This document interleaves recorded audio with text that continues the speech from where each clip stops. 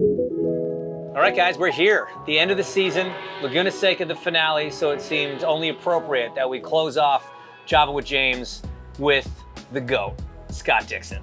Welcome to the show. Second place finishing.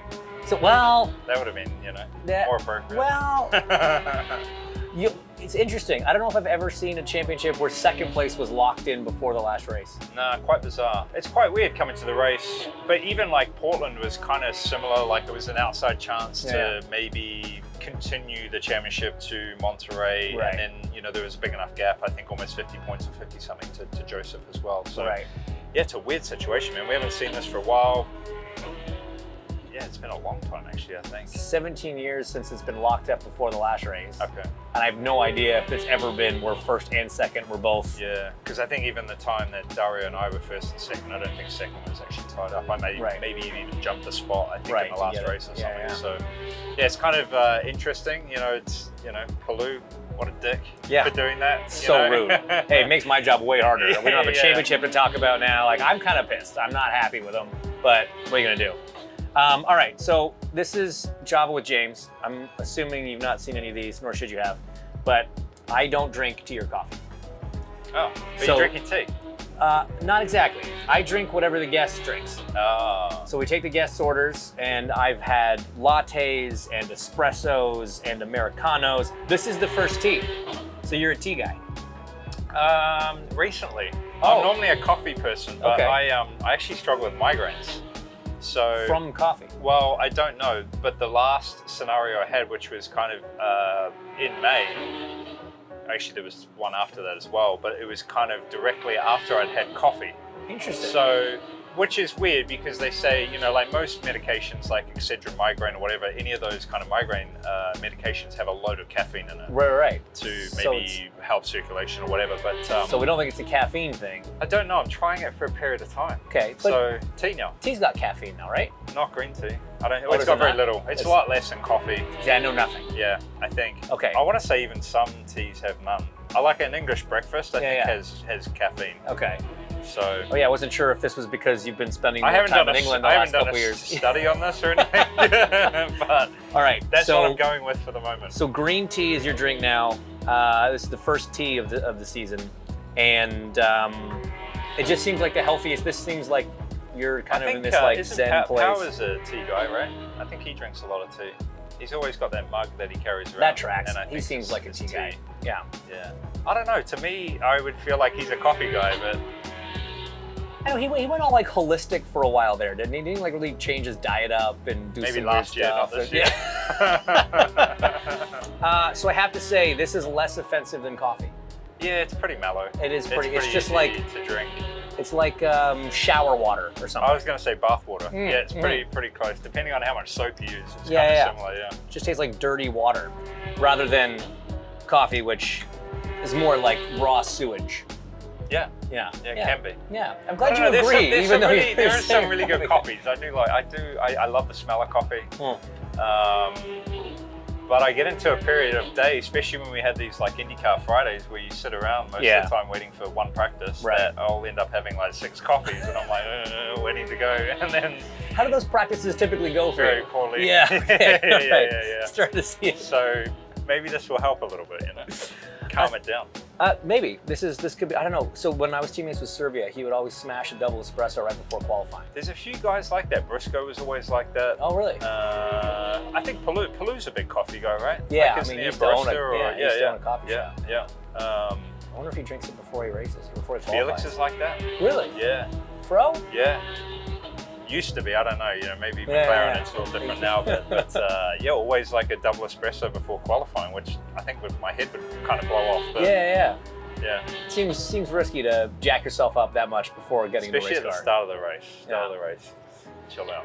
So, I assume you also don't listen to Off Track with Hinch and Rossi, which is the podcast. I do, and we're meant to tee up that one time. We're going to get you on the show. It's probably better you don't listen to it too often because you'd get a big head. Because a lot of fans, I think, have suggested we change it to like, Scott Dixon's The GOAT by Hinch and Rossi or something like that. We talk about Scott a lot. It's crazy, man. You have performed at such an incredibly high level for such a long period of time. Is there a secret? Like, I'm not asking you to tell me a secret because you don't want everyone else to hear it, but like, is this something that you consciously do to kind of continue the longevity, or have you just always done the same thing and it still works? I think the secret is just the enjoyment.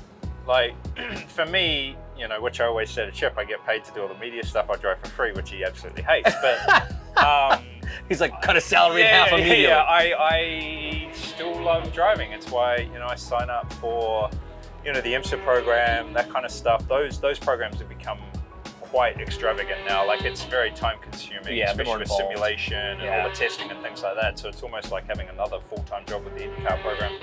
But purely it just comes down to the love of the sport and love of racing. Like, you know, I'm a race fan, man. I watch, which Emma hates, but I'll, you know, get back tonight and I'll watch, you know, V8 supercars are on, you know, or Formula One weekend or whatever it is. But yeah, like, all of it is frustrating at points. You know, there are times where you're just trying to figure out something different. But that's also what's fun about, you know, the NTT IndyCar series, is that it's constantly evolving, right? You know, whether it's the track changing here, you know, there's always something different that challenges you in a different way. So probably the love of the sport, but then also how challenging it is. And right now, man, the competition, crazy, outside of the year that the 10-car group's had has been really tough, man. Well, you've had years like that, so you can relate. Those years are enjoyable. Yeah, I bet. You know, they sound awesome. They go really smoothly. Anything, you know, you mess up, it just kind of rebounds. But you got to hand it to them, man. They've done a hell of a job. One of the stats that Townsend really started looking at last year, and it's become a big topic of conversation for us, is the driver with the best worst finish, right? And so Will was the guy with the best worst finish last year. So far, Alex is the guy with the best worst finish this year. Do you remember, like 08 always stands out to me as kind of the 10-car season this year was kind of the 9-car season in 08. Yeah. Do you remember what your worst finish was in 08? Do you remember if you had like a DNF? I think we must have. You say that, but Alex's worst finish is 8th this year. But what was ours in that year? I don't even know. I'm not sure. I'm not sure, but I think, like, back then you had more crashes. Yeah. You know, the kind of racing style was a little bit different. Mechanically, the cars are very sound now. Right. Outside of a few issues here and there. Yeah, I think mine's maybe a worse of 7th apart from Long Beach this year. Apart from Long Beach, which is kind of strange as well. Yeah, absolutely. So yeah, I don't know, consistency definitely helps. I think that's what, you know, Power did very well last year. You know, they had some challenges throughout, but they were able to rebound, and, you know, he closed it out in perfect fashion with grabbing the pole and grabbing, you know, good points in the last race. Yeah. But yeah, it's tough to do. You know, I think as we've seen, you know, even the likes of Pato this year, it's been kind of up and down with some results just because of small crashes or things that have hurt them in some areas. But it's tough, man. Like, we're almost, 27, 28 car fields, and everybody's good. Yeah. Are you a records guy? It's hard not to be, in some sense of understanding it and hearing about it, because it becomes a topic of conversation. Right, you're surrounded by it. For me, I've always said, you know, it's something to maybe look back on, have fun with, you know, hopefully when you leave, you're happy with what you achieved. Right. But for me, it's always been about,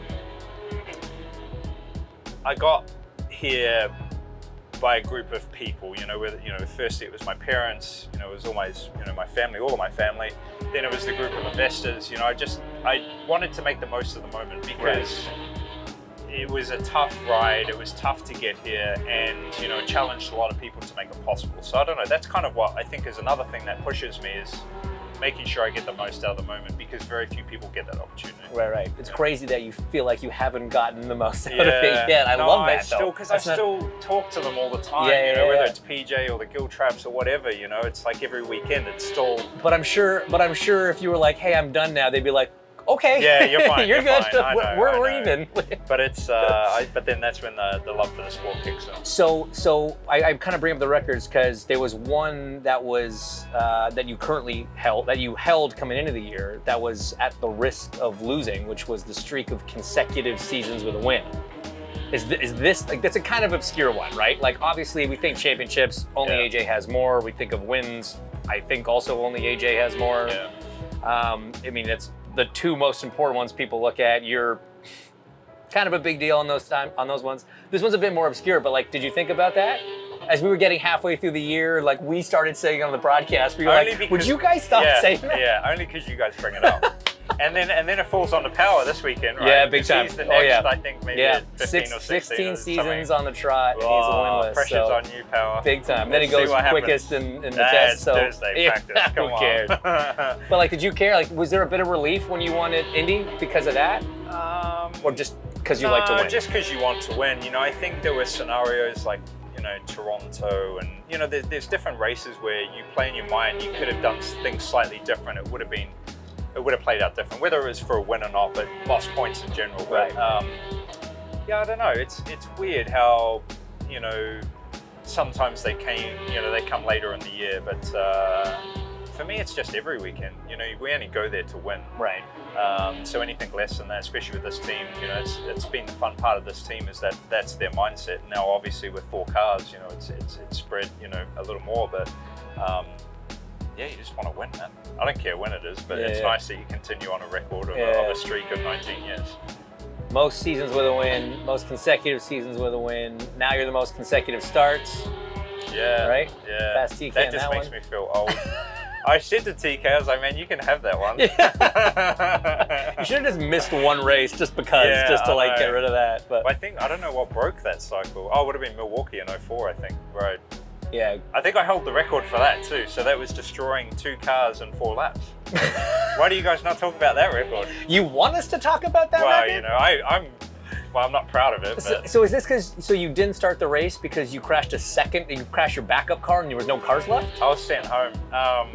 Yeah, you were sent home. So we practiced qualifying day, practice 3 back then. Crashed on my 2nd lap of that practice. Okay. So it's 04 Milwaukee. Yeah. Okay. And then it was 04, 05. I think it was 04. And then up next was qualifying. Julian, who's the 10-car engineer, I was like, Jules, just make sure it understeers. Going around, boom, another car destroyed, and it might have not even been 4 laps.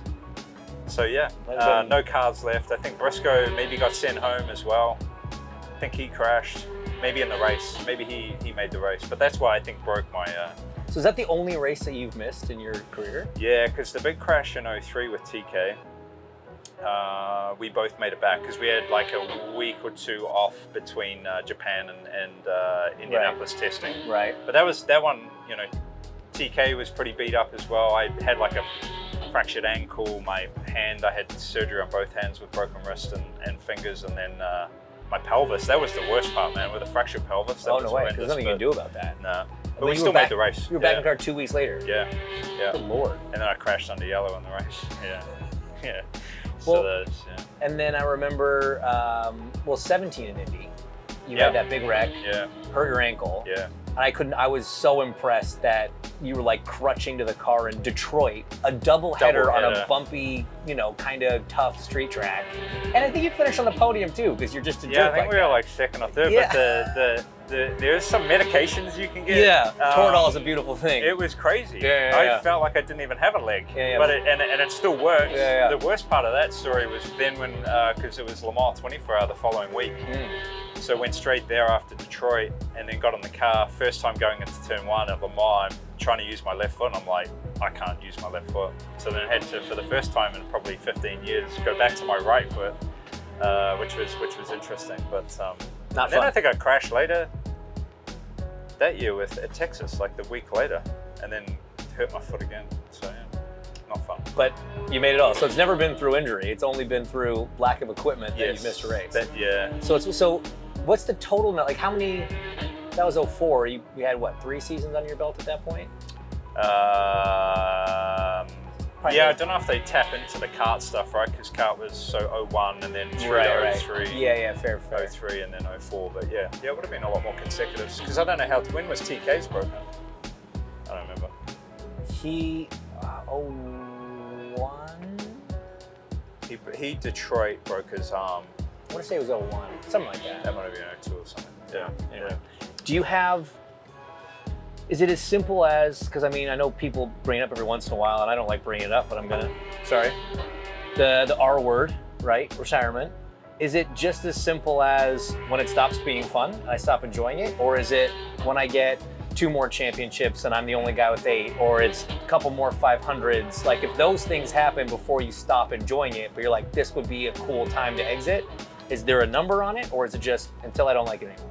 Yeah, I think it's more about enjoying it, to be honest. I don't think I would tie myself into, I got to get this or I got to do that. I think you start then maybe affecting what you do naturally, maybe in some ways. But as long as each time you get out of the car and you're like, I feel like I gave 100% or more, I think once you kind of feel like you maybe didn't give it everything too, could be a kind of factor as well. But I don't know, I love it. I still, current contract goes for quite a while, so I'll see. I don't know. It's fun. I love the environment of the team. Yeah. It's weird. Like you talk to a lot of maybe different athletes that have, even Dungey, in Supercross. I think he realizes like, man, I shouldn't have, kind of given up when I did. Yeah. Dario was obviously forced into retirement, but was already looking at changing things. Yeah, he was kind of on that path. So yeah, I don't know. I think everybody's trigger is maybe a bit different. Yeah, for sure. And plus, if you're sucking, then you're going to be out before you know it anyway. Yeah. So, that one's kind of self-fulfilling prophecy there. Chip will make that decision for me. Part of what makes it so fun is the challenges, like you said, whether it's you come to a track you've been to 20 times, but now they've repaid it, everything's different, car changes. Next year we got a big change coming with the hybrid. Yeah. Is that something that you're kind of really excited about? It's fun, gone are the days of, especially kart, 01, 02 for me, or even through the early portions of, all oval racing and to the, the manufacturer aero kits, those were kind of fun. Like there weren't so many updates then, but like, in kart you had 3 engines a weekend. Right, yeah. You had a qualifying engine that maybe did 50 to 100 miles. You had underwing updates, you had, all these different things, which were quite fun to be a part of technically. Right. Obviously IndyCar doesn't do any of that really now. So I think it's interesting to go into the hybrid category as such. I think what's really cool is what Honda has done maybe with the technology. I think it's a very small package. It's very very tight. Looking at the car, you're probably not even going to notice that it's any different. Right. That's how cool and small it is. But yeah, I think it's an area for development, but also relevancy. So I think there's a lot of positives to it, and the technology will change quite quickly. So the first year, how they implement it is maybe not going to be, super useful, or it's gonna take off quite quickly. But yeah, it's. I think a lot of us weren't sure if we were going to get it for next year because a lot of the development came quite late, but the last few tests have gone fairly well, especially on the reliability side. Now it's just going to be trying to supply 60, 70, 80 kits for all the cars and teams. So yeah, it's going to be interesting. Busy off season. Yeah, lots of testing. They're always busy. IMSA's busy. Yeah. I think they're now starting to split up some of the tests, but when you go to Sebring for 2 days, which we were there in August, it's not really that lovely. Feels like a week. It's like 100 degrees, 100% humidity, and you come in, you fill the car up, you go and do 30 laps, and you just do that. You're running 600 to 1,000 miles, over the 2 days, which is a lot of miles. So it's not the greatest of testing, but it's good for reliability and things like that. So what you're saying is you're not really planning to take it easy in the off season. You're going to be pretty flat out. I don't think I've really had years like that. COVID was kind of good like that. Yeah, I suppose. Yeah. Lots of time at home. Travel was easy. There was nobody on the planes. Yeah. That was great. Nobody at the airports. Yeah. But now we've all gone back to normal. So are you, speaking of off season, speaking of travel, are you still kind of splitting time? Because I know you had some roots in England and then still obviously in the States. What's kind of the state of that? Yeah, so that's a moving target as such. Okay. Like we've always had a place in England since I think 2008. The girls started school there maybe during COVID or before, right around COVID, just because of the situation. Schools kind of all stayed opened over there. It's definitely, I don't know, it's enjoyable because it's culturally quite a bit different. There's a lot of friends over there. It's quite fun. So we'll see. I think the kids want to come back to America. They love being in America. They love Indianapolis. It